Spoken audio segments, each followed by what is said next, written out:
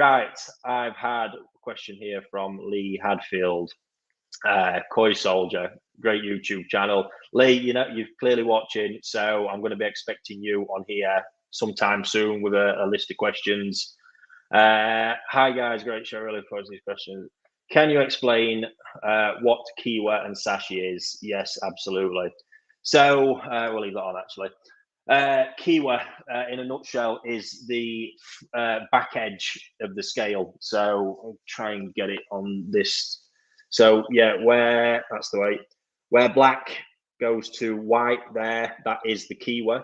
And the front edge there, where black goes to white, you see there's a bit of black shadow in there. That's the Sashi, which Sashi is normally a representation of colour that's sat deeper in the skin, in the more elastic layer that tends to move when the fish grow. So Kiwa is the back edge. We've got two main types. We've got Marizome, which it basically forms like a round scallop, and Kamisori Kiwa, which sort of cuts across the scales a little bit.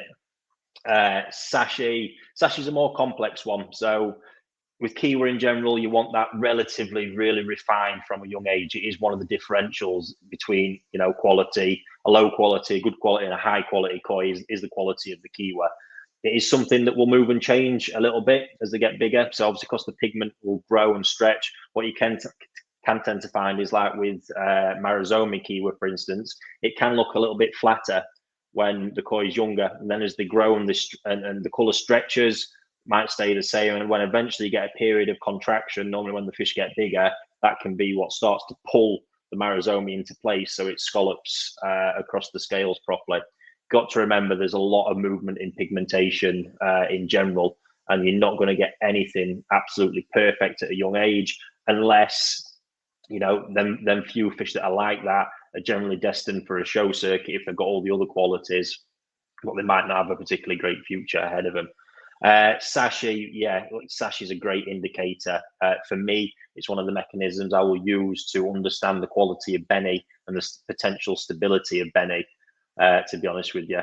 So because it's the colour in the deeper layer, the skin that grows and moves, you're going to expect to see Sashi in a young fish that has got good depth and elasticity in the colour for the fish to be able to grow and maintain a level of quality with the Benny pigmentation. So what you really want to be looking for is you don't want it too thick. About a scale depth overall for most lineages is what you want to be seeing. Now this will change, and it can change according to the lineages. So a typical sort of Benny that's a bit softer in its coloration, not too fierce. About a scale depth, very important with Sashi that I want to see consistency. So if you've got a 3-step Kwaku, for example, that's normally going to be 3 sort of areas, 2 or 3 areas there for Sashi to be visible.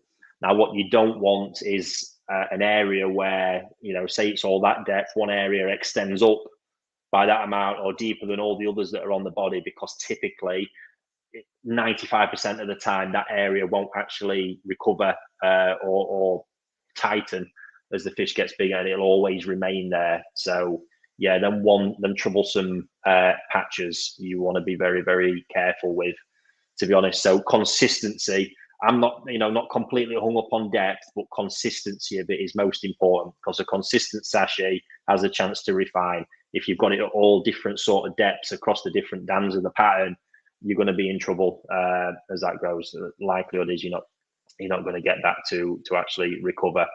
And then it's just a matter of growing it out. Just coming back to Benny types, you do tend to find that the real deep, intense Bennies from lineages like Nogami, for instance, some Dainichi ones can carry a lot thicker Sashi, because it tends to look a little bit more prominent because of the depth of the colour when the fish are younger. And I do see it in them fish that it goes deeper than you'd expect to see in other lineages, such as Matsue, for example, which is a relatively soft Benny. I give a little bit more leeway to those deeper Bennies, because over the years I've seen that tends to be the case, but they do also tighten up as they get bigger. It's just because the depth of the pigment is absolutely insane with some of them Kwaku bloodlines. And just coming back to Kiwa, again, it does change. So sometimes as well, you might get the odd scale where the pigmentation's, not quite there, or not 100%, it's a little bit softer in the edges of the scale. again, that can be quite normal because it can be the colour actually filling in to the scale as well. So yeah, in a nutshell, that's where you're at with that one. Oh, go on, I'm right thinking that the Sashi is Benny should not be more than one scale. So yeah, that's obviously just what I've come to there.